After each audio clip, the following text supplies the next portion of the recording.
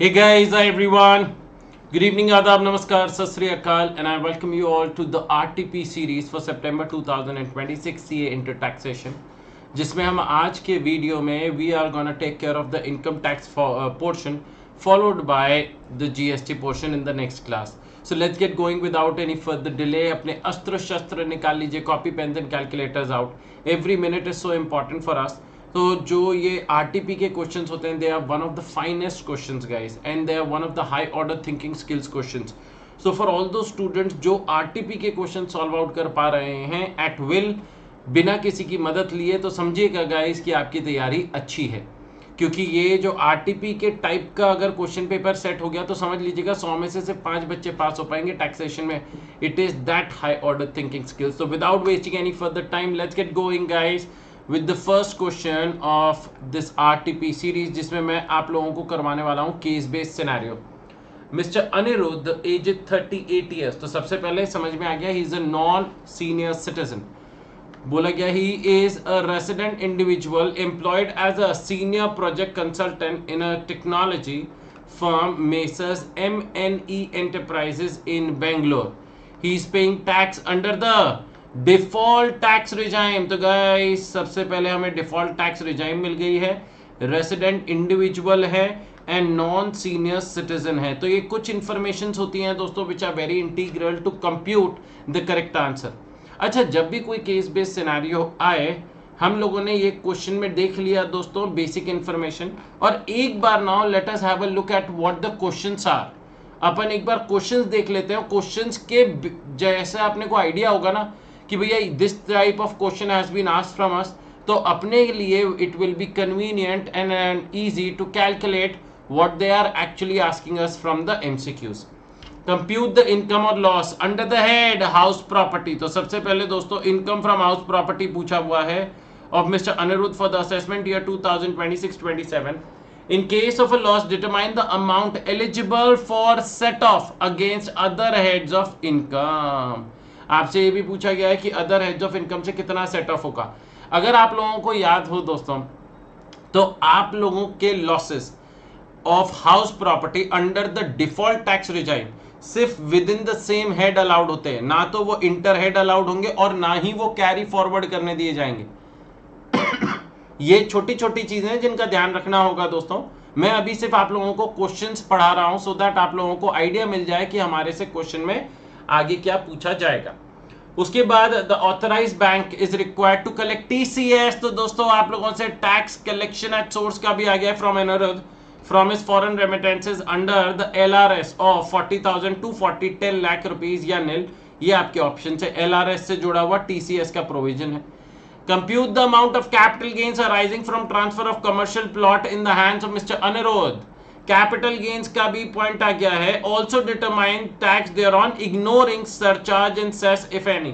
तो they are only asking you to compute the tax liability on the capital gains पर. तो यहां पर बिकॉज कमर्शियल प्लॉट लैंड बेची जा रही है गाइस, तो एक तो होता है 20% विद इंडेक्सेशन, एक होता है 12.5% without indexation. We will choose which is more beneficial to अस.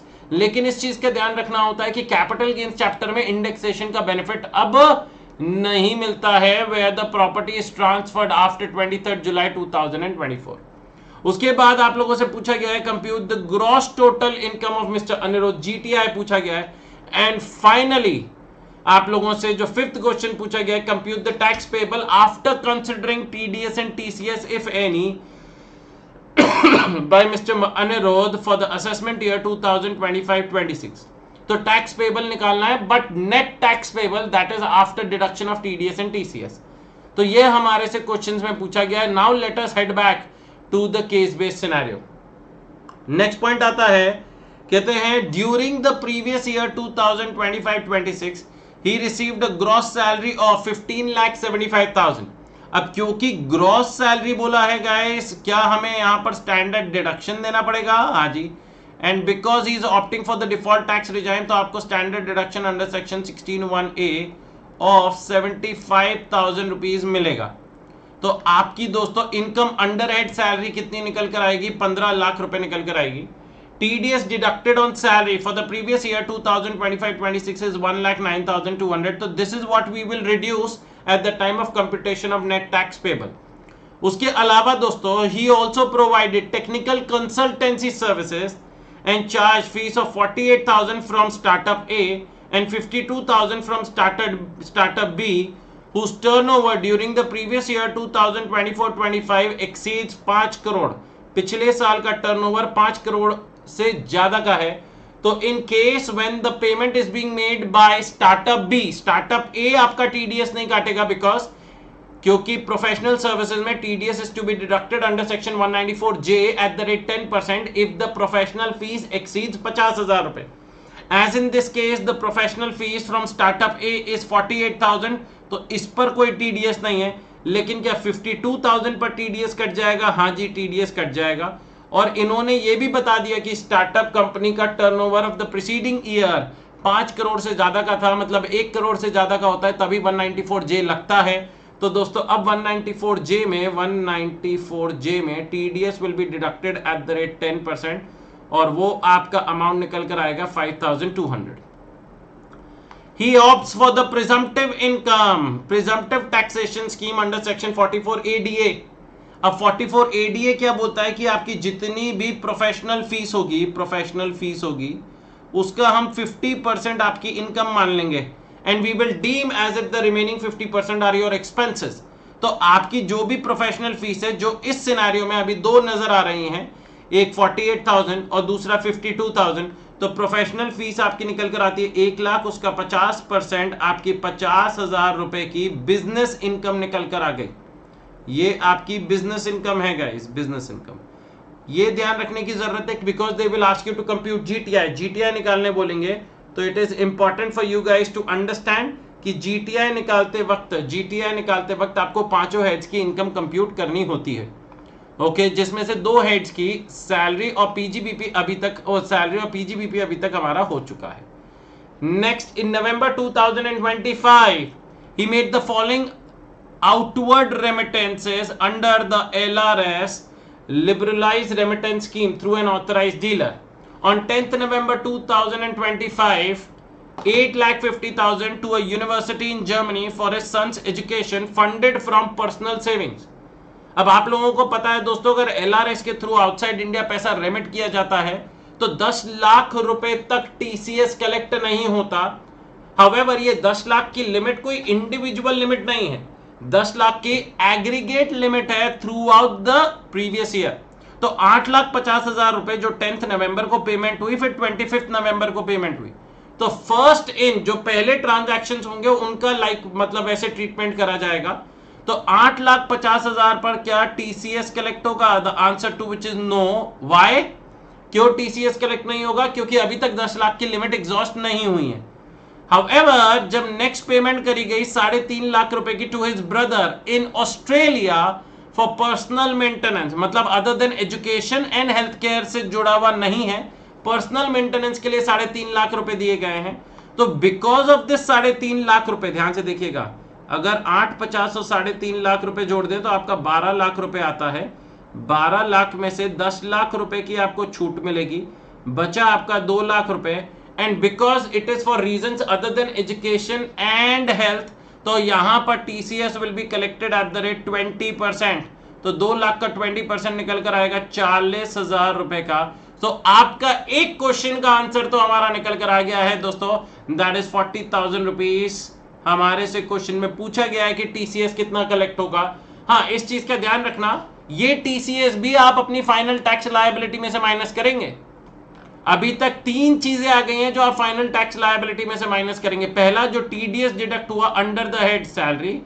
दूसरा, प्रोफेशनल्स पर सेक्शन 194J में जो टीडीएस हुआ 5,200. And then TCS that is being collected on remittance outside India 40,000 rupees. Moving on, he owns a residential building consisting of 3 identical floors. एक residential building है जिसमें 3 identical floors है. Floor number 1 है self occupied. Okay, तो जो self occupied होता है उसका तो NAV ही 0 हो जाता है, निल हो जाता है. And interest on borrowed capital की deduction in case of an assessee opting for default tax regime will not be admissible. Floor number 2 was vacant for the whole year, vacant रहा, खाली रहा, तो इस पर भी दोस्तों कोई ट्रीटमेंट नहीं होगा। And floor number 3 is let out on a monthly rent of 25,000। अब अपन फ्लोर नंबर 3 पर हमारे लिए मैटर करेगा, नो डाउट अबाउट इट, क्योंकि ये आपका लेट आउट वाला है। तो इसका आपका जीएवी कितना निकल कर आया, 25,000 इंटू 12 निकल कर आया 3 लाख रुपए। इसमें से हम म्युनिसिपल टैक्सेस माइनस करेंगे guys. He paid municipal taxes of 30,000 for the entire building. तो in that case guys 30,000 rupees पूरे घर का है, तो एक फ्लोर का डिवाइड बाय 3 करेंगे तो 10,000 निकल कर आया। उसके बाद आपका अमाउंट निकल कर आया NAV which is coming out to be 2.9 lakh rupees, 2,90,000 रुपए। इसमें से आप स्टैंडर्ड डिडक्शन देंगे एट द रेट 30%। आप स्टैंडर्ड डिडक्शन देंगे गाइस एट द रेट 30%, तो 2,90,000 रुपीज का 30%। अपने अस्त्र शस्त्र निकाल लीजिए गाइस, आपका निकल कर आता है 87,000। And in case of let out property क्या आपको इंटरेस्ट ऑन बोरोड कैपिटल के डिडक्शन का बेनिफिट मिल जाएगा? हाँ जी, interest on borrowed capital is 12 lakh rupees on a housing loan taken for its construction. तो दोस्तों 12 लाख रुपए को हम डिवाइड बाय 3 करेंगे, क्योंकि 1/3 मतलब थर्ड फ्लोर का हमें निकालना है, तो ये आपका निकल कर आएगा 4 लाख रुपए, 4 लाख रुपीज ये आपका निकल कर आएगा। तो 2,90,000 rupees minus 87,000 minus 4 lakh rupees निकल कर आता है there is a loss of 1,97,000 rupees. तो ये आपका क्वेश्चन नंबर 1 का आंसर आ गया गाइस, 1,97,000 रुपीज का आपका लॉस है। The remaining interest in borrowed capital जो 8 लाख की है उसका कोई ट्रीटमेंट नहीं होगा, because that relates to self occupied property and vacant property. और ये जो 1,97,000 रुपीज का लॉस है ये सिर्फ हाउस प्रॉपर्टी की इनकम से एडजस्ट हो सकता है। This 1,97,000 loss can not be adjusted against salary income और दोस्तों बिजनेस इनकम और कैपिटल गेन्स इनकम में से सेट ऑफ नहीं किया जा सकता है। तो आपके पहले क्वेश्चन का भी अब हमें आंसर मिल जाएगा गाइस, क्योंकि पहले क्वेश्चन में they were only asking you about house property से क्या जुड़ा हुआ ट्रीटमेंट है।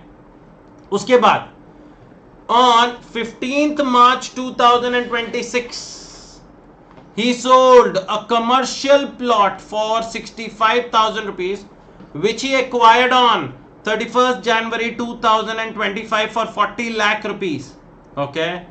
तो दोस्तों 15 मार्च 2026 को बेच रहे हैं और 31 जनवरी 2024 को खरीदा था। तो this is more than 2 years। तो ये जो कमर्शियल प्लॉट हो गया that is your long term capital asset, 24 महीने से ज्यादा का है। The stamp duty value on the date of transfer है 65 लाख। चलो ये अच्छा है, उसने जितनी स्टैम्प ड्यूटी वैल्यू की थी उतने का ही बेचा, तो प्रोविजन ऑफ सेक्शन 50C यहां अप्लाई करने की जरूरत नहीं है।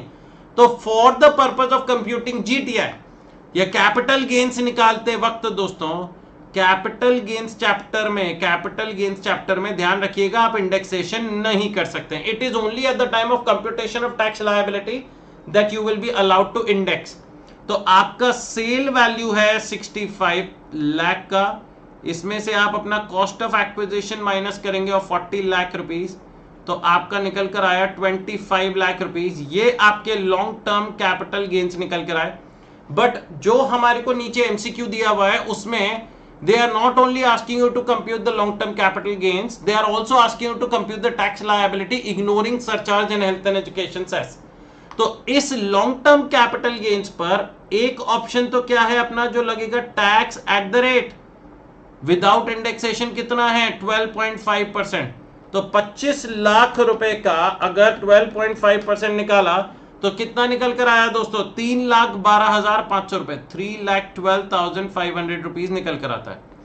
दूसरा ऑप्शन क्या है दोस्तों now at the computation of tax liability निकालते वक्त कि आप सेल वैल्यू 65 लाख में से आप माइनस करेंगे इंडेक्स कॉस्ट ऑफ एक्विजिशन। क्या करेंगे दोस्तों? माइनस करेंगे index cost of acquisition which is 40 lakh rupees into CII for the year in which asset is transferred 376 divide by CII for the year in which the asset was first held by the assessee 348। तो 40 lakhs into 376 divide bye 348 निकल कर आता है दोस्तों 43,21,839 43,21,839 ये अगर इसमें से अगर आप 65 लाख रुपीस हटा दें तो निकल कर आएगा 21,78,000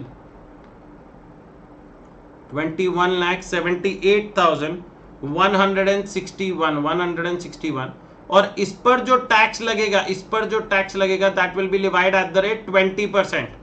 तो इसका अगर अपन 20% निकालेंगे तो निकल कर आता है 4,35,632। तो हमारे लिए कौन सा बेनिफिशियल है सर? हमारे लिए वो बेनिफिशियल है जहां हमारी टैक्स लायबिलिटी कम है, विच इज 3,12,500 3,12,500 रुपए। ये हमारे लिए दोस्तों एप्लीकेबल होगा। मतलब this is what we are gonna opt for based on the facts of the case scenario given above. Choose the most appropriate answer. सबसे पहला लॉस फ्रॉम हाउस प्रॉपर्टी 1,87,000 बिल्कुल 1,97,000 बिल्कुल सही। An entire loss of 197 can be set off from other heads of income। ना भैया other heads of income allowed नहीं होता, तो ऑप्शन नंबर ए गलत हो गया। लॉस फ्रॉम हाउस प्रॉपर्टी 997 चलो जी यही गलत हो गया। इनकम फ्रॉम हाउस प्रॉपर्टी 2,03,000 ये भी गलत हो गया। लॉस फ्रॉम हाउस प्रॉपर्टी 197 जी हाँ, and such loss can neither be set off against other heads of income nor can be carried forward to subsequent year. तो पहले क्वेश्चन का आंसर हमें मिल गया है which is option number D. Moving on, दूसरे क्वेश्चन का answer भी हम लोग निकाल कर बैठ चुके हैं। The authorised bank is required to collect tax at source from Mr Anirudh for his foreign remittances under LRS of 40,000 rupees. क्योंकि 10 लाख तक LRS में TCS is not to be collected। 10 lakh के बाद it will depend upon the nature of the amount being transmitted from India to outside India। Next, compute the amount of capital gains arising from transfer of commercial plot in the hands of Mr. Anirudh।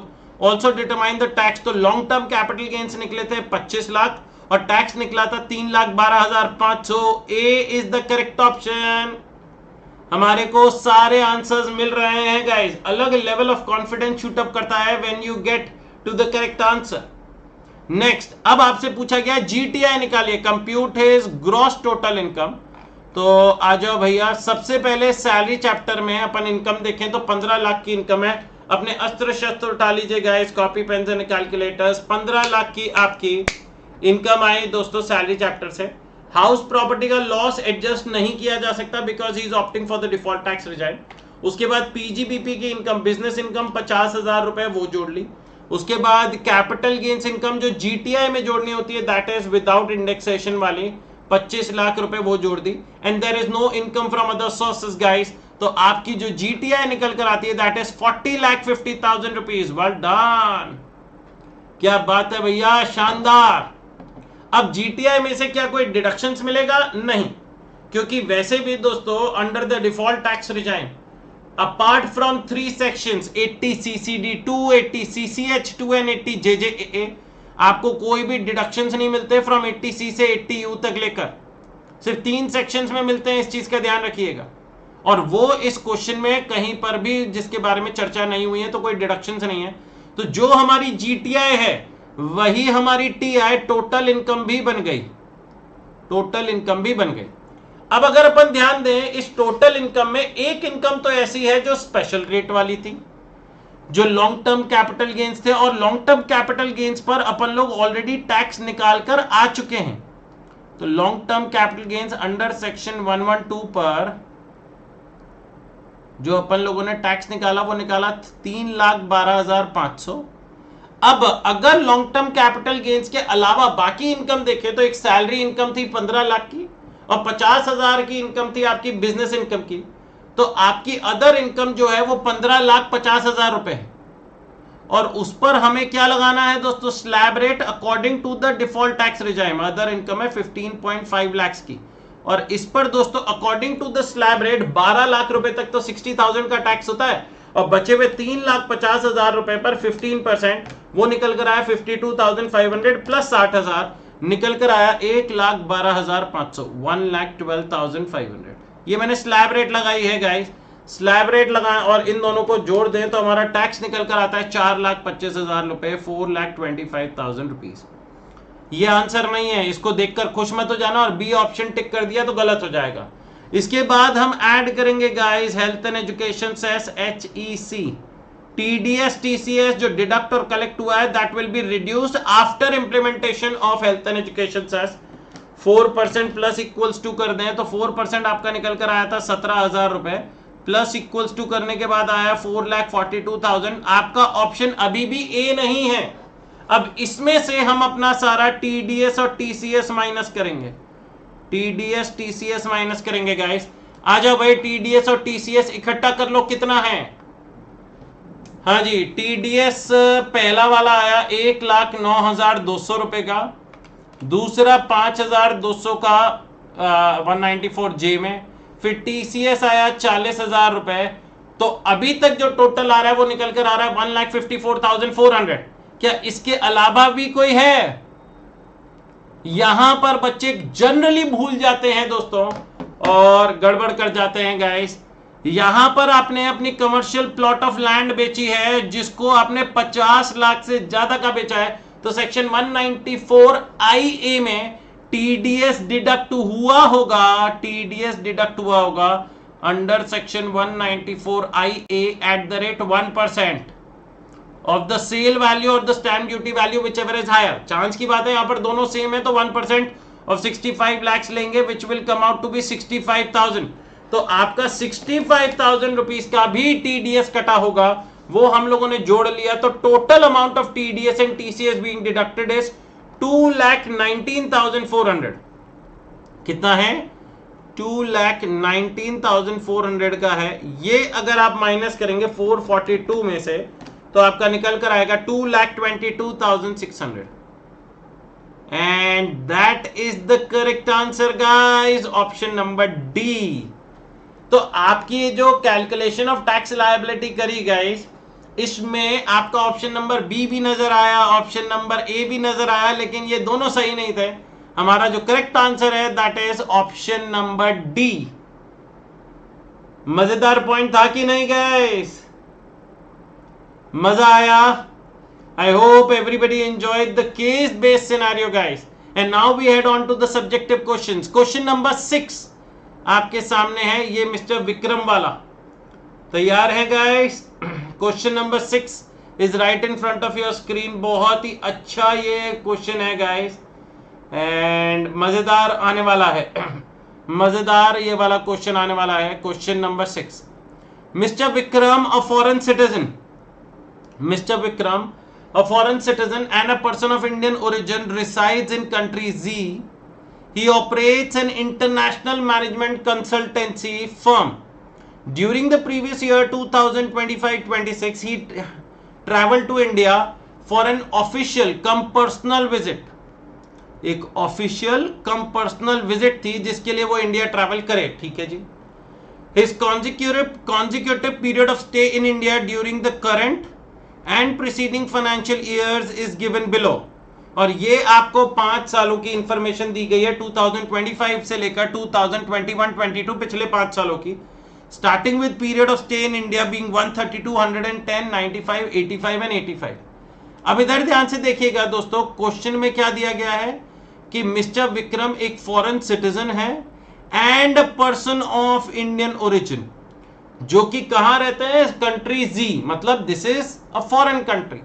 अब वो India आते हैं, तो अगर a person of Indian origin visiting India, एक person of Indian origin जो generally outside India रहता है, वो इंडिया आया है for the purpose of visit, तो basic condition number 2 of 60 days and 365 days stands eliminated. या तो बेसिक कंडीशन नंबर 1 सेटिस्फाई हो जाए जो प्राइमा फेसी हो नहीं रही है, क्योंकि 1 बोलती है 182 डेज और more and he stayed in India only for 132 days. तो basic condition number 1 of 182 days और मोर हो नहीं रही है, 60 डेज और 365 डेज वाली does not apply to him. However, अगर आप लोगों को ध्यान हो तो एक और पॉइंट था कि अगर एक पर्सन ऑफ इंडियन ओरिजिन जिसकी income other than foreign sources income, जिसकी income other than foreign sources income 15 lakh रुपए से ज्यादा की है तो उनके लिए हमें बेसिक कंडीशन नंबर 2 चेक करनी पड़ेगी विद स्लाइट मॉडिफिकेशन। और बेसिक कंडीशन नंबर 2 में 60 डेज की जगह अपन 120 डेज देखते हैं। पिछले 4 सालों में 365 और मोर वो तो पहले भी था और अभी भी होना चाहिए। इधर देखिएगा पिछले 4 सालों का मैं टोटल करके रख देता हूं, आगे काम आएगा। 110 प्लस 95 प्लस 85 प्लस 85 निकल कर आता है 375 डेज और 120 से भी ये ज्यादा नजर आ रहा है। It is more then 120 days. तो जो आपका 120 डेज और 365 डेज वाली कंडीशन है वो सेटिस्फाइड हो रही है, लेकिन वो अप्लाई तब करेगी जब उसकी income other than foreign sources income 15 lakh से ज्यादा की हो। और उसके लिए हमें क्वेश्चन में 6 इंफॉर्मेशन दी गई है। तो ये 6 information is what we will have to consider while computing की क्या इनकम 15 लाख से ज्यादा की है या नहीं। तो सबसे पहले मैं यहां पर लिख देता हूं income other than foreign sources. Income other than foreign sources में अपन कौन सा कंसिडर करेंगे, नहीं करेंगे।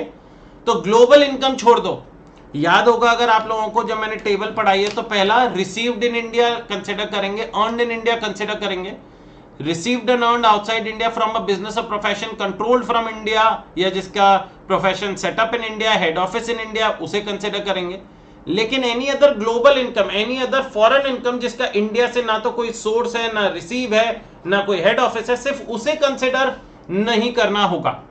आ जाइए, on that basis I am gonna help you out computation of income other than foreign sources. Professional fees है 1,75,000 की, receive from an Indian entity for specialised corporate training sessions conducted physically in Bangalore. Hindustan में काम हुआ है दोस्तों। Will that be considered? The answer is yes, it will be considered. ये in India earned मानी जाएगी 1,75,000। Income of 8,50,000 derived from his management consultancy setup located in country C.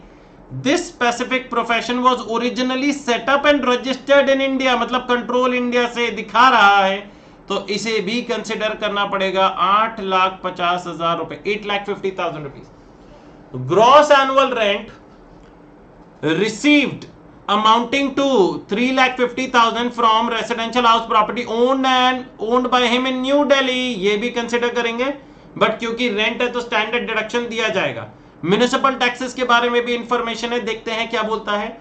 The municipal taxes of 20,000 on this property was borne and paid by the tenant. तो ये 20,000 का कोई treatment नहीं होगा guys. However you will be allowed a flat 30% deduction guys, क्योंकि rent amount बोला गया है 3,50,000 में से अगर अपन 30% हटा दें तो हमारा दोस्तों 2,45,000 रुपीज निकल कर आएगा, 2,45,000 रुपए निकल कर आएगा। Next, interest earned on fixed deposit with the state bank of India 2,20,000 rupees. FD पर आपको इंटरेस्ट मिला है गाइस, तो ये आपका 2,20,000 रुपए आपका इनकम फ्रॉम अदर सोर्सेज में कंसिडर किया जाएगा, no doubt about it.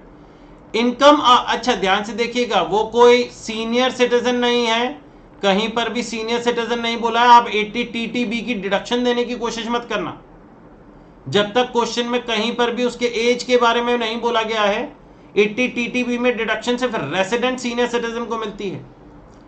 Next, amount income of 4 lakh rupees earned and received from a commercial building situated in country Z, ये नहीं लिया जाएगा, ये ग्लोबल इनकम है। and net income of 5 lakh rupees from agricultural operations on land situated in Sri Lanka, ये भी नहीं लिया जाएगा, ये भी ग्लोबल इनकम है गाइस।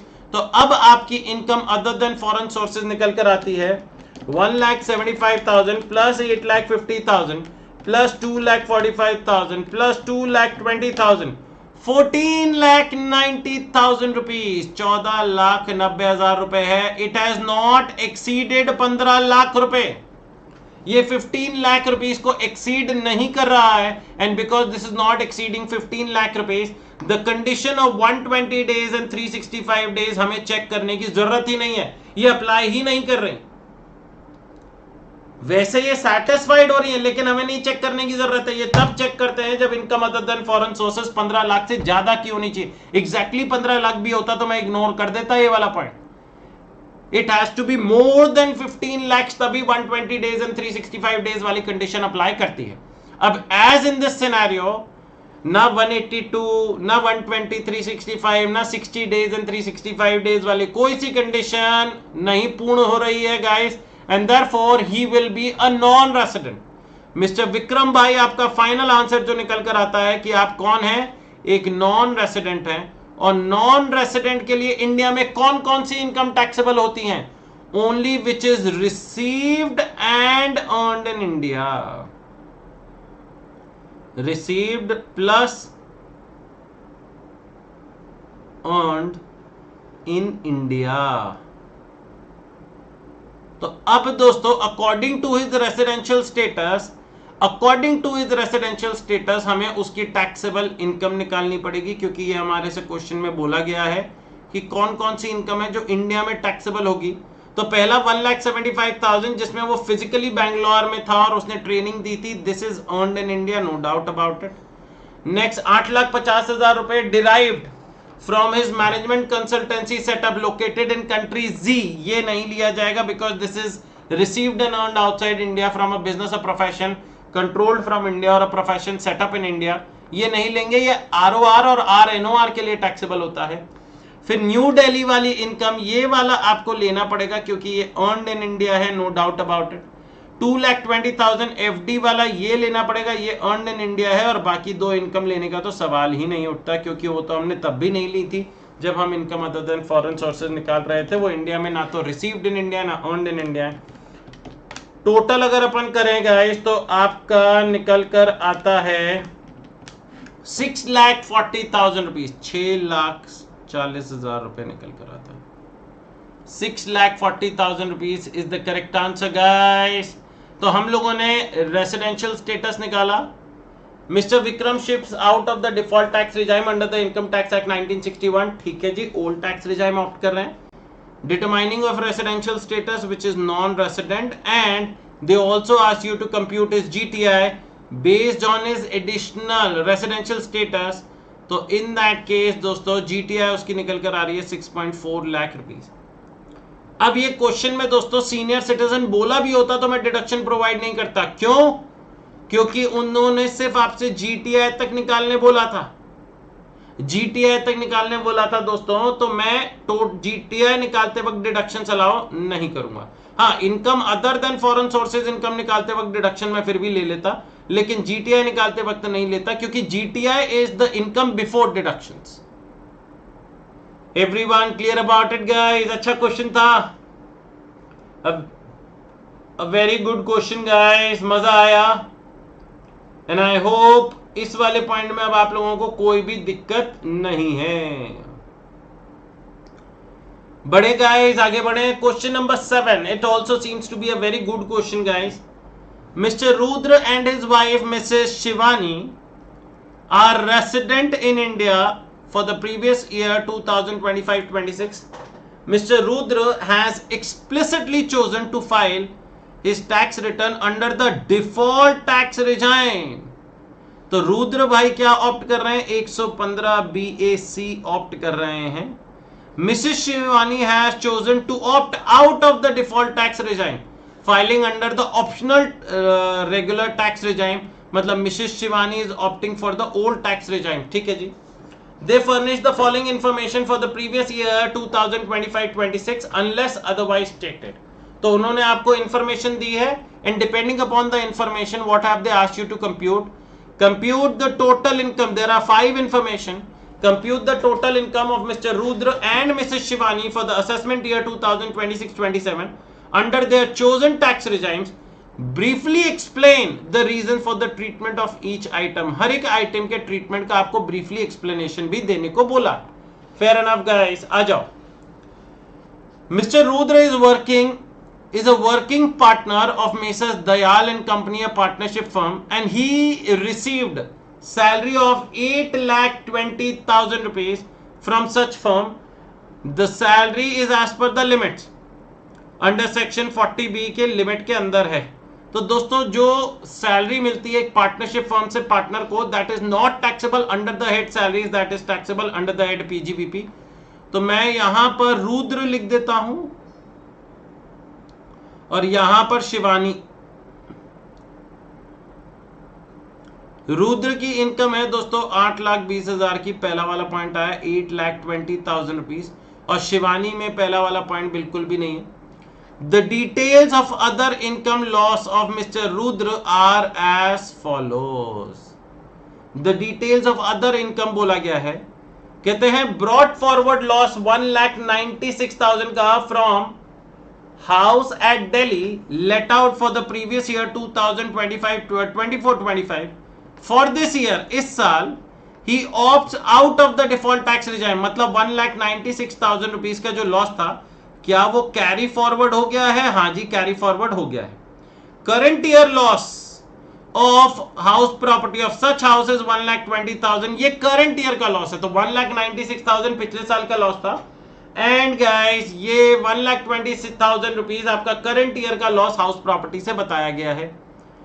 अब आपको मैं याद दिला दूंगा, is everybody has to recall this point, कहीं पर भी गड़बड़ मत करना इस चीज को लेकर कि भाई साहब जो आपका हाउस प्रॉपर्टी, क्योंकि इस साल रुद्र ऑप्ट कर रहे हैं for the default tax regime, तो इंटर हेड जाने की कोशिश अपन नहीं करेंगे, इंटर हेड जाने की अपन कोशिश नहीं करेंगे। अब मगर पहले इस साल की कोई हाउस प्रॉपर्टी की इनकम नजर आनी चाहिए, उसमें से अपन इस साल के लॉसेस और पिछले साल के लॉसेस को हम एडजस्ट कर लेंगे। आइए guys, cash gift, cash gift है आपका 1,35,000 rupees receive from grandfather's younger sister. Grandfather relative होते हैं, लेकिन क्या ग्रैंडफादर की यंगर सिस्टर रिलेटिव है? The answer to which is no, and therefore 1,35,000 का जो आपका कैश गिफ्ट है, 1,35,000 का जो आपका कैश गिफ्ट है, ये आपके लिए टैक्सेबल हो जाएगा रुद्र भाई।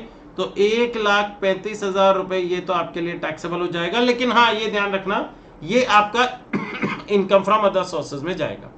Dividend of 60,000 gross on listed equity shares of domestic company, gross है मतलब नेट ऑफ टीडीएस नहीं है, आपको पूरा अमाउंट 60,000 लेना है, ये भी इनकम फ्रॉम अदर सोर्सेज में जाएगा। इसके बाद Mrs Shivani incurred loss from boutique business of 2,10,000 rupees. She carried on this business with the funds gifted by Mr. Suraj. सूरज कौन है? सूरज कौन है दोस्तों क्वेश्चन में? सूरज, और ना सूरज के साथ कोई रिश्ता बताया है। ये गाइस टाइपिंग एरर हो गया है, ये गाइस पक्की बात है टाइपिंग एरर हो गया है। ये 2,10,000 रुपए का ये सूरज नहीं होगा दोस्तों, ये रुद्र होगा, क्योंकि यहां पर सूरज भाई साहब कोई है ही नहीं है, कहां लव ट्रायंगल बन रहा है। तो in that case, in that scenario guys, ये सूरज की जगह रुद्र होगा, इस चीज का ध्यान देना। और 2,10,000 रुपीज अगर इनकम क्लब करी जाती है तो क्या लॉसेस भी क्लब करे जाएंगे? अगर इनकम क्लब करी जाती है तो क्या लॉसेस भी क्लब करे जाएंगे? The answer to which is yes. तो ये वाला लॉस आपका बिजनेस लॉस है, and there was a business income Rudra की 8,20,000 की बिजनेस इनकम थी गाइस, तो इसमें से हम 2,10,000 रुपए को एडजस्ट कर देंगे गाइस, तो आपका बचेगा 6,10,000 रुपए, 6,10,000 रुपीज बचेगा। Next, Mrs Shivani also received cash gift of 11 lakh rupees from mister Rudra grandfathers younger sister. Again ये भी नॉन रिलेटिव है, लेकिन ये किसे मिला है? शिवानी जी को दोस्तों मिला है 11 लाख रुपए, तो अपन ये शिवानी जी के अकाउंट में लिखेंगे इधर 11 लाख रुपए। उसके अलावा दोस्तों ये पॉइंट भी अच्छा नजर आता हुआ, mister Rudra holds 22% of the equity shares carrying voting power in Rudra Tech Private Limited। ठीक है जी, सब्सटैंशियल इंटरेस्ट है।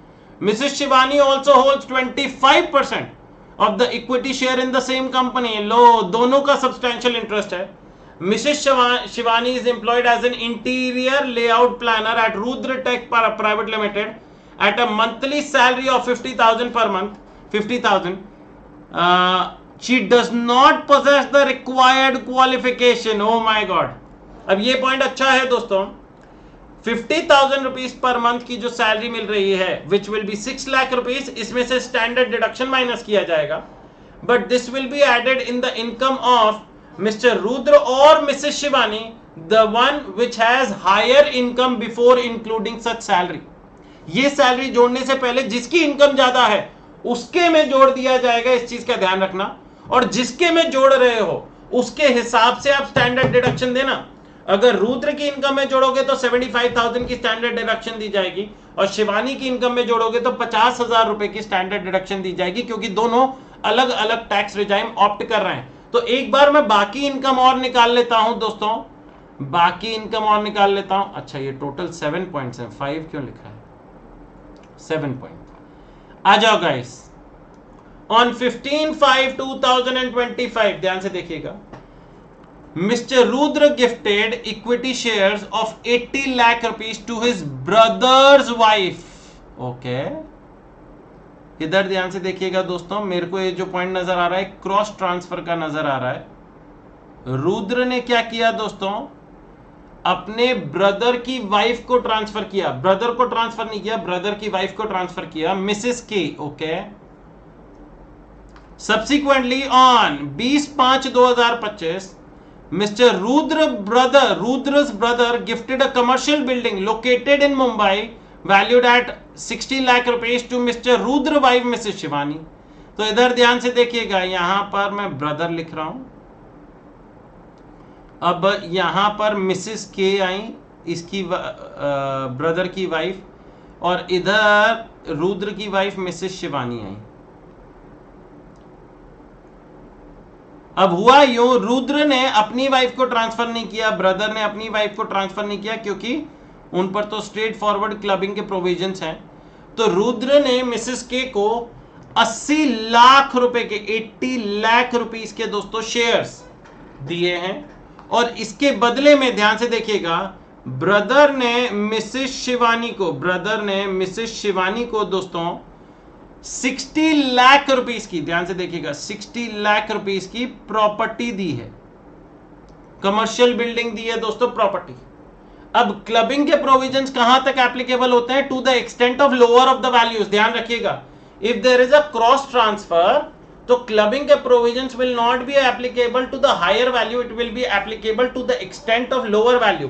तो 60 लाख से जुड़ी हुई इनकम, 60 लाख रुपए से जुड़ी हुई इनकम जो शिवानी जी को रिसीव होगी, वो टैक्सेबल किसके लिए होगी दोस्तों, it will be taxable in the hands of Rudra. लेकिन ध्यान रखना, 60 लाख से, 80 लाख से जुड़ी हुई नहीं, हमें 60 लाख से जुड़ी हुई लेनी है। आ जाओ भाई, Mrs Shivani immediately let out his commercial building from 1/4/1/6/2025 yielding a gross rent of 2 lakh rupees up to 31 March 2026। तो दोस्तों ग्रॉस रेंट है, तो ये आपका जीएवी एनएवी बन गया, because there is no standard deduction. तो ये आपका एनएवी बना, एनएवी, और एनएवी आपका कितना हुआ, 2 लाख का। इसमें से आप स्टैंडर्ड डिडक्शन देंगे गाइस एट द रेट 30%, 60,000 की स्टैंडर्ड डिडक्शन दी गाइस, तो आपका निकल कर आया 1.4 लाख रुपीज। ये 1,40,000 रुपए will be taxable in the hands of mister Rudra. However, अगर आपको ध्यान हो, रुद्र के पास हाउस प्रॉपर्टी के लॉसेस भी हैं, रुद्र के पास हाउस प्रॉपर्टी के लॉसेस भी हैं गाइस, जो ऊपर हम छोड़ कर आए थे। यहां पर एक 1,96,000 का पिछले साल का, और करंट ईयर का 1,20,000। तो करंट ईयर हमेशा पहले सेट ऑफ होगा करंट ईयर की इनकम में से दोस्तों, करंट ईयर लॉस। ये प्रेजेंटेशनली ध्यान रखना दोस्तों, हमेशा सही लिखना है, current year loss. And last guys, अभी आपका ये जो ब्रॉड फॉरवर्ड लॉस था वो भी हम माइनस करेंगे, ब्रॉड फॉरवर्ड लॉस। लेकिन ब्रॉड फॉरवर्ड लॉस आपका कितना है, 1,96,000, जिसमें से आप सिर्फ 20,000 ही माइनस कर सकते हैं। तो ये आपका आंसर हो गया है निल, हाउस प्रॉपर्टी का आपका आंसर हो गया 0। तो हाउस प्रॉपर्टी की दोस्तों इनकम घट के हाउस प्रॉपर्टी की मैं यहां पर निल लिख देता हूं, हाउस प्रॉपर्टी में निल। इसके अलावा mister Rudra received interest on enhanced compensation on 15 April 2026, 15 April 2026। Sir ये तो 2026-27 चालू हो गया ना, और हमारे को जो कंप्यूट करना है वो तो प्रीवियस ईयर 2025-26 का करना है। तो ये तो sir interest on enhanced compensation is taxable in the year in which it is received. Yes, there is a flat 50% की deduction, no doubt about it. लेकिन वो तो जो भी ट्रीटमेंट होगा वो 2026-27 में होगा। 2025-26 में क्या होगा? कोई ट्रीटमेंट नहीं करना है। यहां पर अच्छा हुआ अपन लोगों ने डेट पर फोकस कर लिया, नो ट्रीटमेंट, इसका कोई ट्रीटमेंट नहीं होगा। Compute total income of mister Rudra and Mrs Shivani for the assessment year 2026-27 under their chosen tax regimes. Briefly explain the reasons for the treatment of each item. तो guys अब एक बार के लिए हम रुद्र और शिवानी मैडम की इनकम कैलकुलेट करेंगे, और उसके बाद ये वाला पॉइंट जोड़ना है, फिफ्थ वाला पॉइंट जोड़ना है गाइस। तो 6,10,000 रुपए की तो बिजनेस इनकम है रुद्र की, फिर 1,35,000 प्लस 60,000, 8,05,000 रुपए की रुद्र की इनकम नजर आ रही है, क्योंकि नीचे तो हाउस प्रॉपर्टी इनकम 0 हो गई थी, और ये 11 लाख रुपए की है, और कोई इनकम शिवानी की है नहीं अभी तक क्वेश्चन में, बाकी कोई भी इंफॉर्मेशन नहीं दी गई है in relation to income earned by Mrs Shivani. लेकिन एक इनकम ही भारी है सब पर, 8,05,000 और दूसरा 11 लाख की इनकम। दोस्तों इधर everybody has to think an answer में किसकी इनकम ज्यादा है? शिवानी जी की इनकम ज्यादा है, और शिवानी जी ने ओल्ड टैक्स रिजाइम ऑप्ट किया है। तो शिवानी जी के लिए दोस्तों अपने को ये सैलरी इनकम जोड़नी पड़ेगी, विच इज 50,000 रुपीज इंटू 12, निकल कर आएगा 6 लाख रुपए। इसमें से आप स्टैंडर्ड डिडक्शन दीजिएगा एट द रेट 30%। ओहो, स्टैंडर्ड डिडक्शन ऑफ 50,000, 30% क्या होता है? ऐसा हाउस प्रॉपर्टी में थोड़े ना। स्टैंडर्ड डिडक्शन ऑफ 50,000 रुपए, तो आपका 5.5 लाख रुपीस की इनकम आएगी, 5,50,000 रुपए। तो फाइनल इनकम कितनी आ रही है गाइस? फाइनल इनकम कितनी आ रही है? फाइनल इनकम आ रही है 8,05,000 रुपए फॉर रुद्र एंड 16,50,000 रुपए, 16,50,000 rupees for Shivani. Everyone clear about it guys? मजा आया? अच्छा क्वेश्चन था यार, high order thinking skill question. आइए guys next point, question number 8। ये आपका टीडीएस से जुड़ा हुआ आ गया है गाइस, हमेशा आता है टीडीएस से जुड़ा हुआ एक question. And how many cases are there in question number 8? There are 3 questions guys, and then you have question number 9, question number 10। ठीक है जी, और 10 के बाद आपका इनकम टैक्स पोर्शन खत्म हो जाता है। Examine the applicability of TDS and compute the amount of tax required to be deducted if any in each of the following cases for the previous year 2025-26, assessment year 2026-27. Mr. Vivek, a resident individual engaged in the business of electrical goods, had a turnover of 18 lakh rupees, 18 crore का पिछले साल का, during the previous year 2024-25. During the previous year 2025-26, he purchased goods from Messrs Zenith Traders, a resident seller in the ordinary course of business. Section 194Q की बात हो रही है, क्योंकि दोस्तों जो बायर है, buyers turnover is more then 10 crore rupees, पिछले साल का 10 करोड़ से ज्यादा का है। TDS under section 194Q will apply at the rate 0.1% of the turnover exceeding 50 lakh रुपए, exceeding 50 lakh rupees. The details of purchases are as follows: 24 lakh, 31 lakh, 29 lakh. ठीक है जी, आपको पता है पहले 50 लाख रुपए तक का कोई टीडीएस नहीं होता, तो मैं यहां पर बनाता हूं दोस्तों टीडीएस अंडर सेक्शन 194Q, जिसमें पहले 24 लाख पर कोई टीडीएस नहीं है। क्यों? क्योंकि पहले 50 लाख तक कोई टीडीएस नहीं है राठी जी, 50 लाख के बाद वाले अमाउंट पर 0.1%। तो out of 50 lakh 24 lakh limit use हो गई, तो बची है 26 लाख की लिमिट। क्या वो 26 लाख की लिमिट आगे यूज हो सकती है guys? The answer to which is yes, 26 lakh की लिमिट आगे यूज करी जाएगी, इस चीज का ध्यान रखना। आगे क्या बोला गया है, the seller's account was created on the respective dates of purchase and the entire amount of 84 lakh rupees was made on 15/3/2026. The turnover of Mrs. Zenith Traders during the previous year 2024-25 was 15 crores. ठीक है जी, अब इधर ध्यान से देखिएगा, next point पर आते हैं गाइस। पहले वाले पर तो कोई भी टीडीएस नहीं है, दूसरा वाला अभी हमारी लिमिट कितनी बची है, 26 लाख की।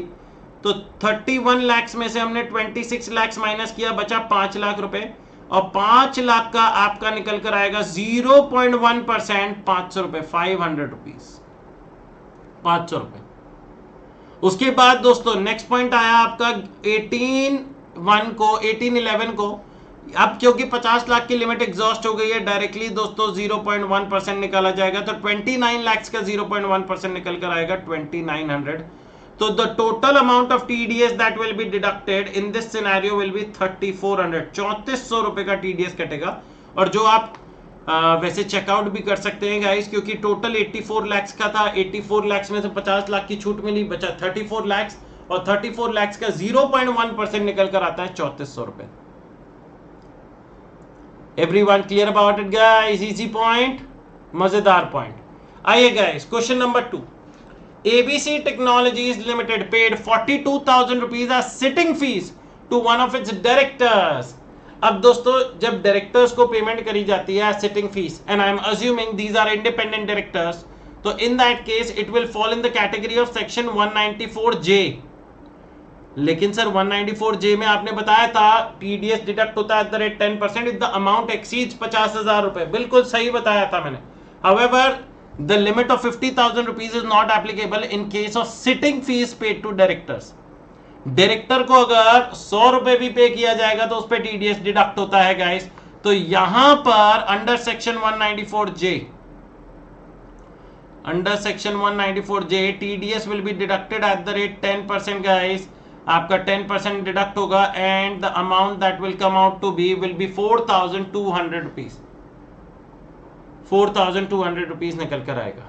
Next, government of Rajasthan paid 4,80,000 to Mr Raghav, a resident individual, on 18/12/2025 as compensation on compulsory acquisition of his urban agricultural land. Section 194 LA में टीडीएस कटता है अगर अमाउंट 5 लाख से ज्यादा का हो। यहां पर दोस्तों as the amount is 4,80,000 rupees, TDS will not be deducted, यहां पर TDS डिडक्ट नहीं होगी। Everyone clear about it? आ जाइए guys on to the next question. Mr. Samar, 62-year-old resident individual, guys 62-year-old resident individual है, operates a small retail shop, एक छोटी सी retail shop चला रहे हैं, ठीक है जी।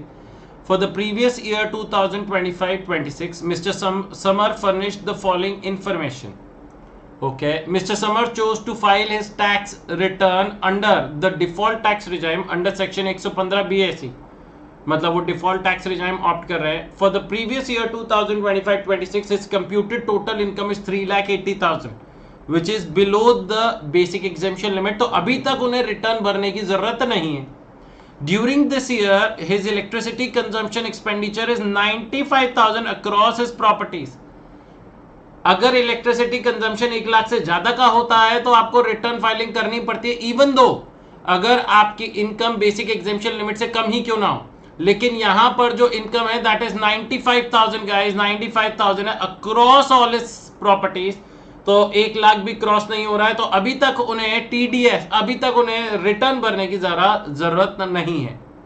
Additionally various banks deducted an aggregate tax at source TDS of 28,000 on fixed deposit interest saving. अगर 25,000 रुपए या उससे ज्यादा का होता है तो आपको रिटर्न भरनी पड़ती है for a non senior citizen, but because he is a resident senior citizen 50,000 की लिमिट थी यहां पर। अब क्योंकि 50,000 रुपए या उससे ज्यादा का टीडीएस नहीं डिडक्ट हुआ है दोस्तों, तो यहां पर Mr Samar is not required to file return as of now. And his gross receipts from retail shop, जो दुकान खोल रखी है उससे रिसीट्स 28 लाख की है। अब रिसीट्स के केस में सरकार ने कितने की लिमिट बताई थी? 60 लाख की। अब 60 लाख की रिसीट्स भी क्रॉस नहीं हो रही हैं, तो क्या भाई साहब को अभी तक या इन ऑल द सिनेरियोस क्या उन्हें इनकम टैक्स रिटर्न भरने की जरूरत है? The answer to which is no. यही आपसे पहले क्वेश्चन में पूछा गया है। Whether Mr. Samar is compulsorily required to file his return of income, क्या उन्हें रिटर्न ऑफ इनकम भरने की जरूरत पड़ेगी? The answer to which is no, he is not required to file return of income because ना तो उसकी income basic exemption limit से ज्यादा है और ना ही वो कोई और स्पेसिफिक प्रोविजंस की वजह से रिटर्न फाइलिंग की मैंडेटरी रिक्वायरमेंट में आ रहा है। इसके अलावा to celebrate his spouse birthday, Mr. Samar paid a single cash bill of 60,000 rupees to a 5-star luxury hotel. Later that month, he issued an account pay check of 48,000 to the Life Insurance Corporation LIC of India to renew his family's life insurance coverage. इससे जुड़ा हुआ क्या question पूछा गया है? Whether quoting a permanent account number is mandatory. ये pan number mandatory है कि नहीं है in respect of for Samar's transaction with the 5-star luxury hotel and life insurance provider. तो अगर आप लोगों को ध्यान हो दोस्तों, 50,000 रुपए से ज्यादा का अगर कैश बिल होता है होटल में तो आपको अपना पैन नंबर देना पड़ता है। तो पहले वाले केस में दोस्तों आपको अपना पैन नंबर देना पड़ता है, और दूसरे वाले केस में ही issued an account pay cheque of 48,000 rupees. क्या यहां पर पैन नंबर देने की जरूरत है? The answer to which is no. क्यों? यहां पर लिमिट है 50,000 रुपए की। दोनों केस में 50,000 की लिमिट है गाइस। पहले वाले में 50,000 से ज्यादा का है इसलिए आपको पैन नंबर कोड करना पड़ रहा है, और दूसरे वाले में 50,000 से कम का है इसलिए आपको पैन नंबर कोड करने की जरूरत नहीं। तो this is like a 4 marker question guys, जो हमेशा आप लोग देखेंगे रिटर्न ऑफ इनकम वाले चैप्टर में से पूछा ही जाता है, आरओआई वाले चैप्टर में से पूछा ही जाता है। आ जाओ guys next point, last question. दोस्तों आरटीपी में हमेशा उल्टा होता है, ये लोग जो लास्ट क्वेश्चन पूछते हैं ना, ये आपका 15 नंबर का क्वेश्चन होता है। This is a 15 marker question, और यहां पर गाइस मैं आप लोगों को जेन्युइनली बताऊं, we should put a timer for ourself. ये 15 नंबर का question let us try to solve out within a span of 28 to 31 minutes tops. Alright guys, are you ready for the challenge? देखते हैं दोस्तों हम इस question को solve out कर पाते हैं या नहीं कर पाते हैं, और किस तरीके से इस क्वेश्चन में हमारे को क्या क्या पॉइंट्स दिए जिनका हमें ध्यान रखने की जरूरत है। गड़बड़ नहीं करनी है दोस्तों, फोकस करेंगे and we will be through. Mr Advait, a resident individual aged 48 years, is engaged in the manufacturing of industrial chemicals as a sole proprietor. He follows mercantile system of accounting. His net profit as per profit and loss account for the financial year ended 31st March 2026 was 25 lakh rupees after debiting or crediting the following items. 35 lakhs paid directly to a creditor for raw materials in cash. 35,000 आपने cash में payment करी है to a creditor. क्या दोस्तों आप लोग 10,000 से ज्यादा की कैश पे पेमेंट कर सकते हो? The answer to which is no, and therefore this 35,000 rupees क्या ये एड बैक कर दिया जाएगा? The answer to which is yes. This is an inadmissible खर्चा, ये आपको अलाउ नहीं किया जाएगा, तो ये आपको एड बैक करना पड़ेगा। Add back. Gross interest received on corporate bonds amounting to 20,000. I know this is an income, but this is not a business income. This is an income which should be taxable under the head income from other sources. आप bonds वगैरह पर interest receive कर रहे हो, तो in that case दोस्तों ये आपने क्रेडिट कर दिया। क्रेडिट करने की वजह से आपका प्रॉफिट बढ़ गया। In order to rectify it हमें क्या करना पड़ेगा गाइस? हमें ये माइनस करना पड़ेगा, तो ये वाला आपका माइनस कर दिया जाएगा। Contribution of 1,50,000 made to an approved university for social science research. अब दोस्तों 1.5 लाख रुपए अगर आप बिजनेस कर रहे हो और आप you are contributing to outsiders, it is allowed to you as a deduction provided you have opted for the old tax regime. Default tax regime में सिर्फ इन हाउस खर्चे की छूट है, कंट्रीब्यूशन टू आउटसाइडर्स की छूट नहीं होती है। अब हमें क्वेश्चन में देखना पड़ेगा which tax regime is being followed guys. कहते हैं compute the total income and tax liability of mister Advait for the assessment year 2026-27। Oh my God, under both the default tax regime and the optional tax regime and the turnover for both the preceding and the current year exceed 3 crore rupees। Turnover भी काफी ज्यादा रहा है। तो पहला जब भी आप आंसर करेंगे, if they are asking you to compute income according to both the tax regimes, पहले हम डिफॉल्ट टैक्स रिजाइम को ऑप्ट करते हैं। डिफॉल्ट टैक्स रिजाइम क्योंकि आपका रिजाइम माना जाता है जब तक आप अपने आप से शिफ्ट ना करें टू ऑप्शनल टैक्स रिजाइम। तो इन दैट केस अपन ये मानते हुए चल रहे हैं कि अभी डिफॉल्ट टैक्स रिजाइम ऑप्ट कर रहे हैं, इस वजह से मैं 1.5 लाख रुपए की छूट नहीं दे सकता, और आपने क्योंकि 1,50,000 की छूट ले ली है तो हमें इसे ऐड बैक करना पड़ेगा। हाँ, ध्यान दीजिएगा, इन case of optional tax regime, old tax regime ऐसी प्रॉब्लम नहीं है। इन case of optional tax regime दोस्तों आप 1.5 लाख रुपए माइनस कर सकते हैं।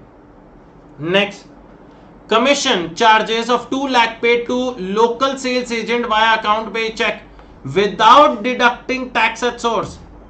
आपने TDS नहीं काटा है guys, and because you have not deducted TDS while making payment to a person in India, 30% आपको अलाउ नहीं करा जाएगा। 30% डिडक्शन will be prohibited।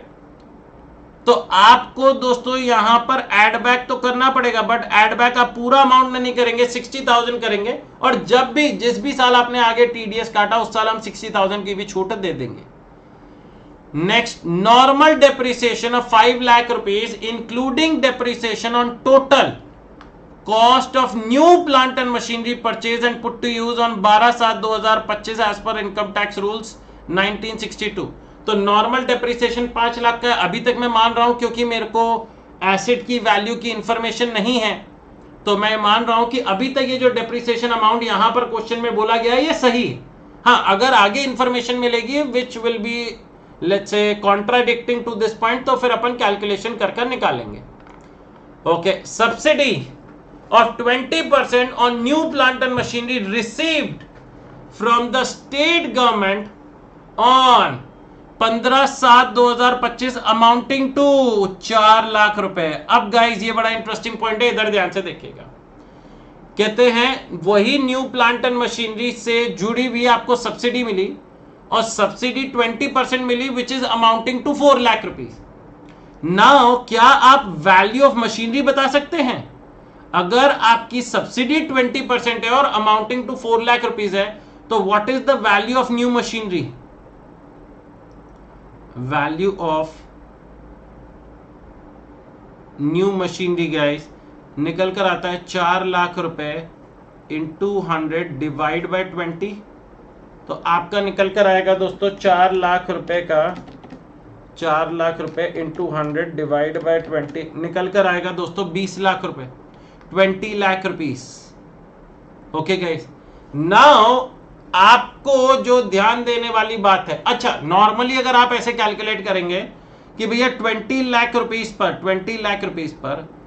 15% का मेरा नॉर्मल डेप्रिसिएशन बनेगा। सही बात है कि नहीं है?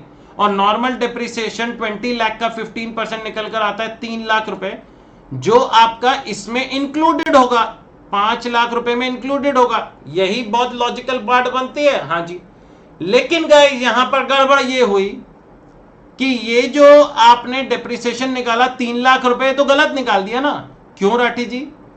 अरे भैया जो सब्सिडी मिलती है ना गवर्नमेंट से, वो आपकी वैल्यू ऑफ मशीनरी में से माइनस करी जाती है। और इन्होंने क्या बोला दोस्तों? इन्होंने बोला है including depreciation on total cost of new plant and machinery. मतलब इन्होंने तो 20 लाख का 15% 3 लाख रुपए 5 लाख में जोड़ रखा है, ये 3 लाख गलत है। क्यों? क्योंकि एक्चुअल में जो आपको डेप्रिसिएशन दिखाना चाहिए that should not be on 20 lakhs, that should be on 16 lakhs। Why? क्योंकि 20 लाख में से 20 लाख में से हम 4 लाख रुपए माइनस करेंगे सब्सिडी वाला, तो आपका 16 लाख बचेगा, और 16 लाख का 15% आपका नॉर्मल डेप्रिसिएशन होना चाहिए 2.4 लाख रुपीस। और आपने 3 लाख रुपए का डेप्रिसिएशन दिखा रखा है, तो आपने जो 60,000 रुपीज का एडिशनल डेप्रिसिएशन दिखा रखा है, जो आपने एक्सेसिव डेप्रिसिएशन दिखा रखा है, क्या वो वापस ऐड बैक कर दिया जाएगा? The answer is yes, that will be added back and this was the important point guys. ये वाला पॉइंट था जिसका बच्चों को ध्यान रखना चाहिए था। सर एडिशनल डेप्रिसिएशन नहीं देंगे क्योंकि यहां पर इंसान मैन्युफैक्चरिंग वाली चीज में इन्वॉल्व है। Good point. अगर आप लोगों को ध्यान हो, additional depreciation is only admissible in case of old tax regime. Default tax regime में आपको एडिशनल डेप्रिसिएशन का बेनिफिट नहीं दिया जाएगा। यहां पर क्योंकि इन्होंने नॉर्मल डेप्रिसिएशन बोला था, इन्होंने एडिशनल खुद से भी चार्ज नहीं किया है और डिफॉल्ट टैक्स रिजाइम में एडिशनल डेप्रिसिएशन अलाउड भी नहीं है, तो इसीलिए मैं अभी एडिशनल डेप्रिसिएशन का कोई भी ट्रीटमेंट नहीं कर रहा हूं। Everyone clear about it? आ जाइए point number 7। Medical expenses debited to the business include 60,000 paid to a hospital for the medical treatment of his dependent son who is a person with severe disability। ये personal expenditure है guys, ये add back करा जाएगा, but क्योंकि severe disability से बेटा जूझ रहा है, डिडक्शन मिलेगी अंडर सेक्शन 80 DD 1,25,000 की, लेकिन under the old tax regime. तो मैं यहां लिख देता हूं दोस्तों, डिडक्शन मिल जाएगी under section 80 DD of 1.25 lakh rupees, but under the old tax regime. 80,000 rupees incurred for an advertisement published in a souvenir of a registered political party. दोस्तों this is not an admissible expenditure, ये भी आपका add back वापस कर दिया जाएगा। इसके अलावा दोस्तों on 15/3/2026 Mr. Advait purchased raw material worth 50,000 rupees from Messrs XYZ Industries, registered as a micro enterprise under MSMED Act 2006. The payment was outstanding as on 31/3/2026 and was subsequently settled on 25/5/2026. There was a written agreement them specifying 15 days payment period. लो 15 दिन के अंदर अंदर payment होती तो due basis पर allow करा जाता। 15 दिन from the date when the agreement happened, तो यहां से अगर अपन 15 डेज ऐड कर दें तो आपको 30th of March 2026 तक पेमेंट करनी चाहिए थी, तो ड्यू बेसिस पर आपको डिडक्शन अलाउ होता, otherwise deduction will be allowed in the year of payment only. अब because the payment is made on the 25th of May 2026, ये 50,000 रुपए it is not an admissible expenditure. ये 50,000 रुपए आपको वापस जोड़ने पड़ेंगे। It will be allowed to you as a deduction, but it will be allowed in which year guys? It will be allowed to you as a deduction in the year in which, फटाफट सोच समझ के बताइएगा guys, फटाफट, in which you have paid it. अच्छा दोस्तों इस चीज का ध्यान रखना, एक सब्सिडी वाले पॉइंट में और, कि भैया जो 4 लाख रुपए की आपको सब्सिडी मिली, ये कहीं ना कहीं क्योंकि अमाउंट आपको रिसीव हुआ है तो आपने एज अ क्रेडिट दिखा दिया होगा, क्योंकि यहां पर क्वेश्चन में बोला है, क्लियर कट बोला है, आफ्टर डेबिटिंग और क्रेडिटिंग द फॉलोइंग आइटम्स। तो 4 लाख रुपए की जो आपको सब्सिडी आपको क्रेडिट में आपने दिखा दी, that is not an income. तो what should I do in order to rectify it guys? मैं इसको माइनस करूंगा। आपने पीएनएल के क्रेडिट साइड दिखा दी तो प्रॉफिट बढ़ गया होगा, जबकि वो कोई बिजनेस की इनकम नहीं है, वो तो आपके एसेट की वैल्यू में से माइनस किया जाता है। तो इसको सही करने के लिए मेरे को माइनस करना पड़ेगा। ऑलराइट गाइस, तो ये 9 के 9 पॉइंट्स का हम लोगों ने ट्रीटमेंट कर दिया है। 9 के 9 पॉइंट्स का हम लोगों ने ट्रीटमेंट कर दिया है। Additional information, he received a gross annual rent of 4,80,000 from let out house property. Gross annual rent मिला है 4,80,000 का। Municipal taxes of 50,000 for this property were paid by him on 10th of April 2026। इस साल आपने पे नहीं करे हैं गाइस, तो इस साल आपको डिडक्शन नहीं मिलेगी म्युनिसिपल टैक्सेस की। तो ये आपका बनेगा, मैं डायरेक्टली फिर NAV ही लिख देता हूं। NAV आपका 4.8 लाख रुपीस का है। इसमें से आप स्टैंडर्ड डिडक्शन देंगे गाइस एट द रेट 30%, 4,80,000 का 30%। 1,44,000 रुपीज आया, 1,44,1.44 लाख रुपीज। आगे वाले पॉइंट में कुछ इंटरेस्ट की भी चर्चा नजर आ रही है, तो पहले आगे वाला पॉइंट भी साथ साथ देख लेते हैं। He repaid a housing loan principal of 90,000 rupees. Principal amount की डिडक्शन मिलती है अंडर सेक्शन 80C, लेकिन कौन से टैक्स रिजाइम में दोस्तों, कौन से टैक्स रिजाइम में? Under the old tax regime. And interest of 1,10,000 rupees on such loan to a financial institute availed for purchase of such house property. तो जो आप यहां पर हाउस प्रॉपर्टी चैप्टर में डिडक्ट करेंगे, that will be interest on borrowed capital of 1,10,000 rupees, 1.10 lakhs। तो 4,80,000 रुपए में से 144 माइनस करिए, माइनस 1,10,000 रुपीज माइनस करिए, तो निकल कर आएगा आपका 2.26 लाख रुपीज। ये आपकी निकल कर आएगी दोस्तों income from house property, income under head house property, 2,26,000। ये तो मेरे ख्याल से दोस्तों आसान सा पॉइंट था। इस वाले पॉइंट में तो किसी भी बच्चे को कोई भी दिक्कत नहीं होनी चाहिए। उसके बाद ही रिसीव्ड, ये भी बड़ा अच्छा पॉइंट है दोस्तों, ही रिसीव 1,05,000 रुपीज, 1,05,000 रुपए रिसीव हुए हैं from the pre mature withdrawal of a 5 year post office time deposit rules which include interest of 15,000. He had previously claimed deduction under section 80C at the time of making such deposit. आपको याद है दोस्तों, अगर 5 year term deposit में आपने पैसा लगाया है तो 5 साल के लिए लॉक इन रहता है वो। अगर आप 5 साल से पहले विड्रॉ कर लेंगे then it will be taxable in the year of withdrawal. Section 80C के नोट्स वाले सेक्शन में लिखा हुआ है ये पॉइंट।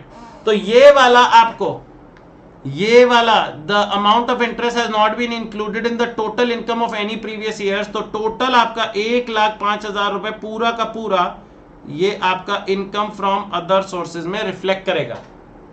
उसके बाद ही sold a vacant commercial plot of land on 10/6/2025 for 15 lakh rupees which was originally acquired on 5/4/2008 for 3 lakh rupees. Indexation will be done only at the time of computation of tax liability, लेकिन for the purpose of capital gains chapter guys, GTI निकालते वक्त आप indexation नहीं कर सकते हैं। तो capital gains chapter में आपकी सेल वैल्यू आई 15 लाख की,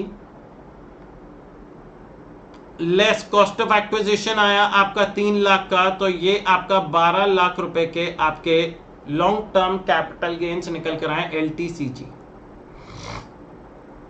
Now they are asking you to compute total income and tax liability guys। तो अगर मैं बाकी हेड्स की बात करूं, मैं यहां पर कैलकुलेट कर रहा हूं गाइस। हाउस प्रॉपर्टी हमारा सबसे पहला हम लोगों ने हेड ऑफ इनकम के हिसाब से देखे, क्योंकि सैलरी क्वेश्चन में नहीं है, 2.26 lakhs। उसके बाद दोस्तों आता है आपका PGBP, जो मैं अभी कैलकुलेट करूंगा। कैपिटल गेन्स निकल कर आया, long term capital gains on sale of land 12 lakh रुपए। और इनकम फ्रॉम अदर सोर्सेज में 2 पॉइंट्स थे, एक तो ये 1,05,000 रुपए का नजर आया प्री मेच्योर विड्रॉल 1,05,000 का, और एक मेरे को बॉन्ड्स नजर आए थे दोस्तों, कॉर्पोरेट बॉन्ड्स, जो मैंने बोला था कि PGBP में हमने माइनस किए हैं क्योंकि ये इनकम फ्रॉम अदर सोर्सेज में जाते हैं। तो इनकम फ्रॉम अदर सोर्सेज की टोटल 2 इनकम है, 20,000 एंड 1,05,000। टोटल निकल कर आता है 1,25,000, 1,25,000 रुपए, 1,25,000 रुपए। ऑलराइट गाइस, अब आते हैं बिजनेस प्रोफेशन पर, PGBP पर। आ जाओ भाई, PGBP आपका दोस्तों यहां पर इनकम बोला गया है 25 लाख की, तो 25 लाख रुपीस की इनकम ले लीजिए गाइस। इसमें हम पहले सारे जो एक्सपेंडिचर अलाउड नहीं है, जो डेबिट कर दिए थे, उन्हें ऐड बैक करेंगे। सिर्फ खर्चों की बात कर रहा हूं मैं यहाँ पे। 25 लाख में दोस्तों 35,000, फिर 1,50,000 प्लस 60,000 कमीशन वाला जो अलाउड नहीं है, प्लस 60,000 डिप्रिसिएशन वाला जो अलाउड नहीं था, प्लस 60,000 रुपीज पर्सनल एक्सपेंडिचर वाला गाइस जो अलाउड नहीं था, प्लस 80,000 सोवेनियर वाला पॉलिटिकल पार्टी वाला अलाउड नहीं होता, प्लस 50,000 रुपए दोस्तों आप लोगों का ये MSME माइक्रो एंटरप्राइज को पेमेंट कर रहे हैं आफ्टर द ड्यू डेट, तो ये आपका अलाउड नहीं है गाइस। तो ये हम लोगों ने सारा एड बैक कर दिया है। अब इसमें से माइनस करेंगे गाइस, माइनस करेंगे वो वाली इनकम जो इस चैप्टर की नहीं है और हमने रिकॉर्ड कर दिया। -20,000 रुपीज का ग्रॉस इंटरेस्ट एंड माइनस एक और था माइनस सब्सिडी, 4 लाख रुपए की सब्सिडी माइनस करा तो निकल कर आया 25,75,000। आ जाओ भैया 25,75,000।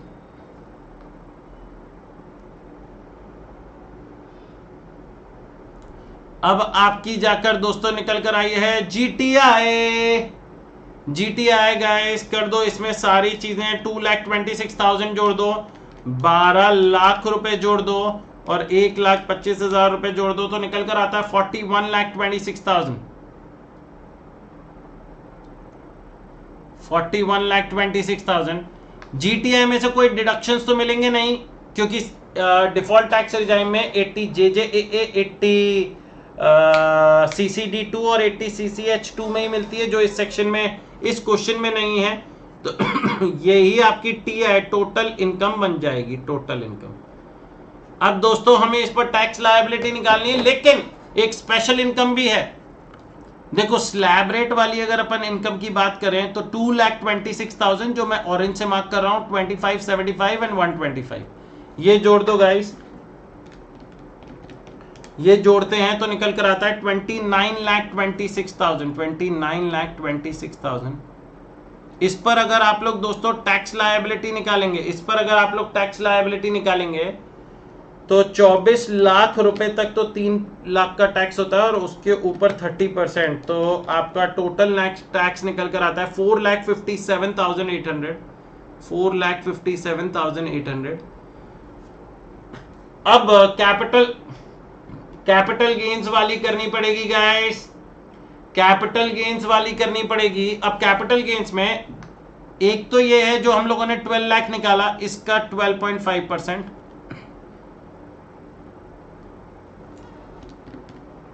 12 लाख का 12.5% निकल कर आता है 1.5 लाख रुपीज, 1.5 लाख रुपीज। और आप सेल वैल्यू में से index cost of acquisition minus करेंगे। सेल वैल्यू कितनी है गाइस, एक सेकेंड दीजिएगा, सेल वैल्यू अरे नीचे चला गया, 15 लाख, उसमें से आईकोवा 137 और 376। इधर देखिए 15 लाख लेस आईकोवा 3 लाख इंटू 376 डिवाइड बाय 137। 137 कितना आया guys, 3 lakh into 376 divide by 137 निकल कर आता है 8,23,000। 8,23,358। 358 इसमें से आप 15 लाख रुपए माइनस करो। ओहो 15 लाख माइनस 823,358 निकल कर आएगा गाइस 6,76,642। इसका 20%, 0.2 1,35,000 1,35,329 1,35,328 सॉरी 328।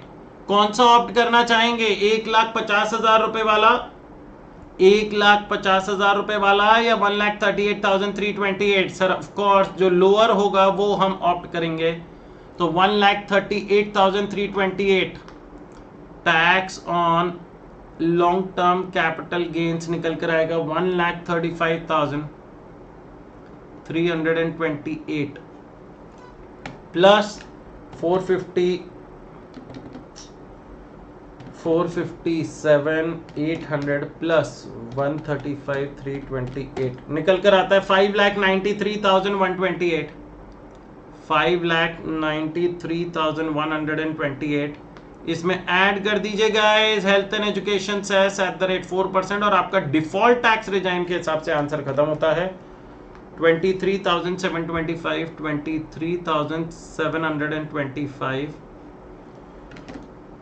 प्लस इक्वल्स टू 6,16,853 जिसे आप राउंड ऑफ करोगे guys to the nearest multiple of 10, 6,16,850। मजा आया दोस्तों इस क्वेश्चन को करने में। Now heading on to guys the old tax regime. अब अगर ओल्ड टैक्स रिजाइम में अगर अपन देखें तो जो हमारी जीटीआई निकली थी, जीटीआई में से हम डिडक्शंस तो देंगे ही देंगे, लेकिन ओल्ड टैक्स रिजाइम में क्या इससे भी पहले हमारा कोई ट्रीटमेंट है? हाँ, दो चीजों का। पहला कि सर जो ये social science and statistical research में अपन यूनिवर्सिटी को डोनेशन देते हैं ना, उसकी आपको डिडक्शन मिल जाएगी। तो आपकी जो इनकम आ रही है वो निकल कर आ रही है 41,26,000। इधर देखिएगा 41,26,000 रुपीज। इसमें से आप 1,50,000 रुपए 1,50,000 रुपीज की ये वाली डिडक्शन लेंगे। दूसरा, आप एडिशनल डेप्रिसिएशन चार्ज करेंगे क्योंकि आप मैन्युफैक्चरिंग कर रहे हैं और आपने न्यू प्लांट एंड मशीनरी खरीदी है। तो आपकी प्लांट एंड मशीनरी है 16 लाख रुपए की, क्योंकि 4 लाख के सब्सिडी वाली वैल्यू पर डेप्रिसिएशन नहीं मिलेगा। 16 लाख पर आप एडिशनल डेप्रिसिएशन क्लेम करेंगे which will come out to be 20%। तो 16 लाख पर 20% 3,20,000 का एडिशनल डेप्रिसिएशन रहेगा। तो ये आपकी जीटीआई निकल कर आएगी दोस्तों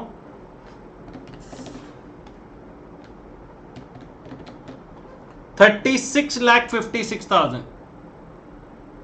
ये आपकी जीटीआई निकल कर आई according to the old tax regime. अब इसमें से आप डिडक्शन दीजिए गाइस, इसमें से आप डिडक्शन दीजिए। तो आप डिडक्शन के नाम पर एक तो 80C का 90,000 रुपए का है और एक 80DD याद है दोस्तों, जो वो उसका बच्चा था बीमार, सीवियर डिसेबिलिटी 1,25,000। तो 80C का अपन पहले लिखेंगे 90,000 रुपए एंड 80DD 1,25,000 1,25,000 रुपए। तो 3656 माइनस 90,000 माइनस 1,25,000 निकल कर आता है 34,41,000। 34,41,000 रुपीज आपका आंसर निकल कर आता है। ये आपकी टीआईआई टोटल इनकम। अब ध्यान दीजिएगा, आप टैक्स लायबिलिटी निकालते वक्त कोई गुस्ताखी नहीं होनी चाहिए गाइस।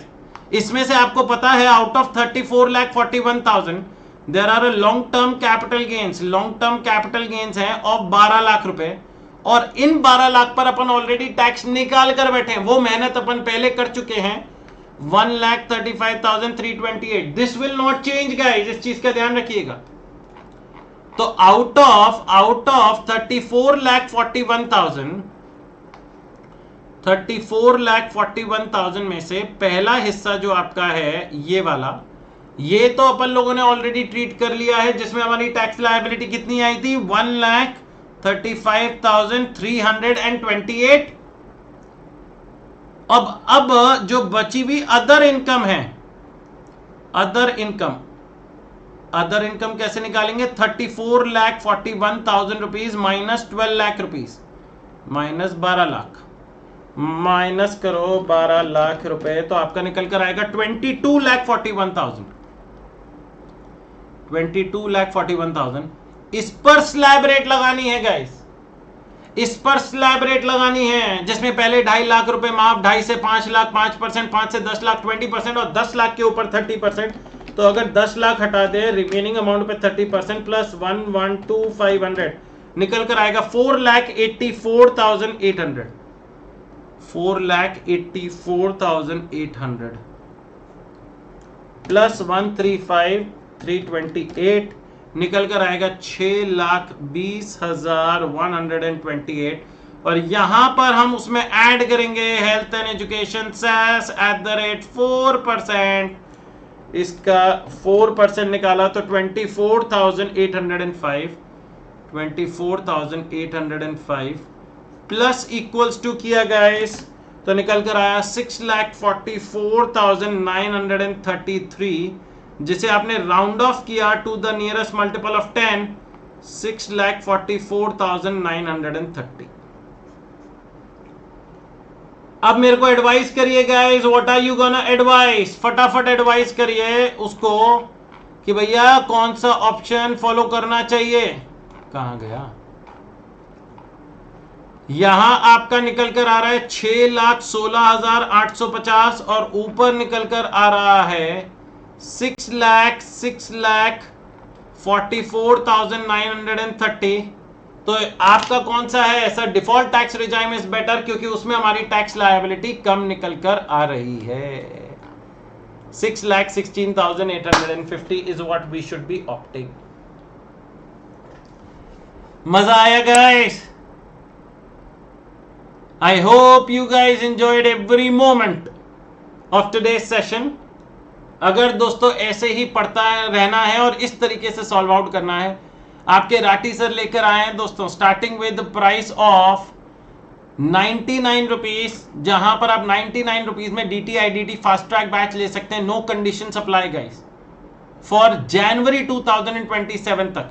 जनवरी 27 तक का ऑप्शन है दोस्तों, आप हमारे ऐप या वेबसाइट पर जाकर एनरोल कर सकते हैं।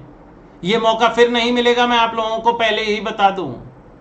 Alright, and we also have regular batches for May 2027 at a very reasonable price of 500 odd.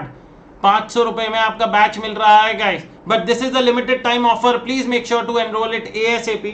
अगर आप लोगों को कोई भी जानकारी लेनी है तो guys feel free to reach out. सारी चीजें हमारे जो ऐप में हैं, जिसे आप प्ले स्टोर से डाउनलोड कर सकते हैं। श्रेय राठी क्लासेस ऐप का नाम है, लिंक डिस्क्रिप्शन बॉक्स में दिया हुआ है या हमारी वेबसाइट www.shreyrathiclasses.com पर जाकर भी एनरोल कर सकते हैं।